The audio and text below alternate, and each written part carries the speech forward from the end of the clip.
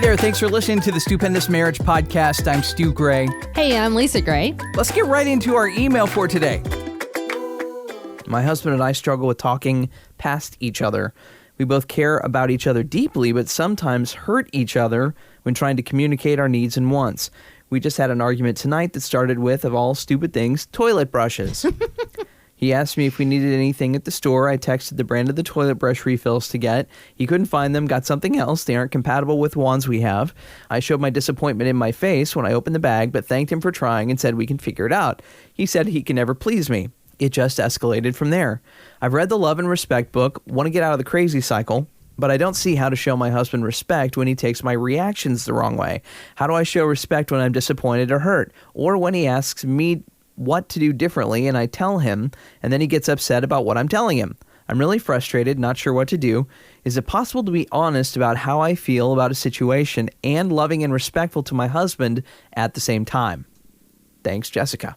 Jessica, probably not. I know that sounds funny, but, when something becomes a sensitive subject, I think, at least for you and I, then it's hard, no matter how I present it or how you present it, to initially get past it very well. You know what I mean? So if he feels like she's always critiquing, if she feels like he never, which one things to do in a marriage is don't use those extreme words, the nevers and evers and every time. And always. Right. You know what I mean? But if he feels that way, if he's feeling like she never responds well to him, then chances are it might be better for you to just kind of be silent for a while and just yes, no answers instead of really giving a true reaction. You know what I mean? Does that make sense? Yeah, I think so. But he also he's got to cool off a bit too. You know what I mean? Because I think his nerves and feelings are just on edge if she's been communicating, difficult things or things that aren't quite right all the time. In his mind, he's like, well, I can never get it right, never get it right. And it's really easy to do the always, ever, never thing in our heads. And he's got work he's got to do in that way too, because I'm sure it's not all the time and always. Yeah. So, with toilet brushes, that's one thing. And important things, it's completely another. You got to have difficult conversations. Yeah. We have to figure out how to communicate through them. Take a break, take a time out, go to your separate corners, but you need to come back together and continue having the conversation.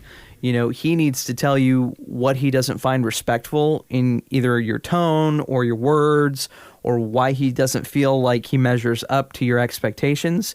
And then the honest thing is, how are your expectations? Do you need to let him go and mess it up and then not say anything about it? Well, that's a big one, because when you were reading that, I was thinking about times that we've kind of been in that place where you were in that kind of mode of thinking you couldn't do anything right. Yeah. And I specifically remember not asking you to do some stuff. Like things that I normally would have said, hey, can you go run and do this? Or, hey, can you grab this? I just didn't ask you for a little while until that area cooled off a little bit. Sure.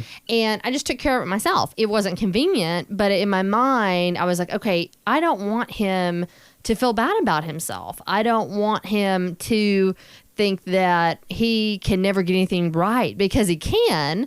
Just right now, for whatever reason, he's really sensitive in this area. And so literally, I remember specifically not asking you to run errands that I might have before, other things, because you were feeling just like you always messed it up. Right.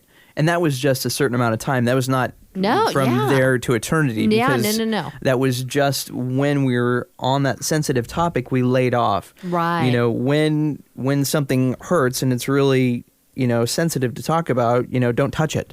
Let it die down a little bit. Let the redness go away. Mm-hmm. Yeah, exactly. And because it isn't about a right and a wrong and any of those things, it's just become a sensitive area.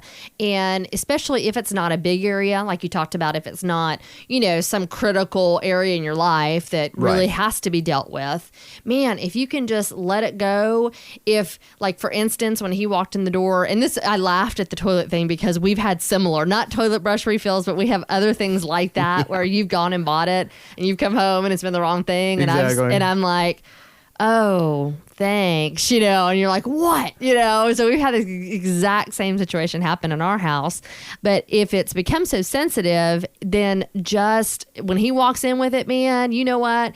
If you have to fake it, if you have to put the smile on, honey, thank you, and then return it later so that he doesn't know, or you know what I mean? Like, just for a little while, just until you can calm down, and then maybe one-on-one talk about it and go, hey, it seems like lately when I'm asking you to do stuff, I'm not communicating well to you.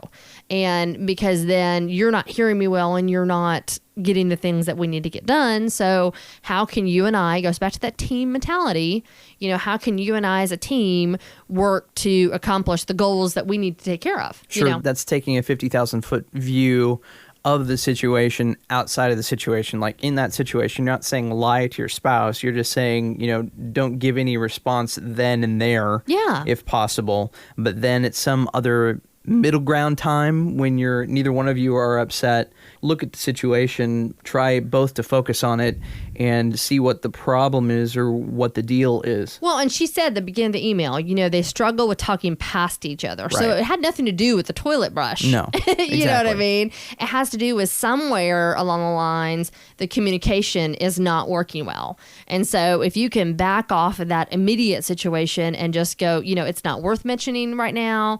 It's really not that big of a deal for me to go get another one, somewhere down the line, and then wait until everybody has calmed down and go, okay, look, big scheme of things is we are not communicating well with each other. And when I say things, obviously I'm saying in a way that you're hearing differently, and how do we figure it out, Right. So, that's good. But we'll be praying for you guys, Jessica. And like I said, we completely understand this one. Yes, we do.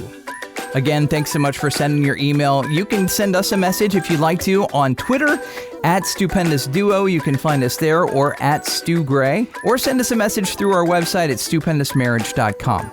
We'll talk to you soon. See ya.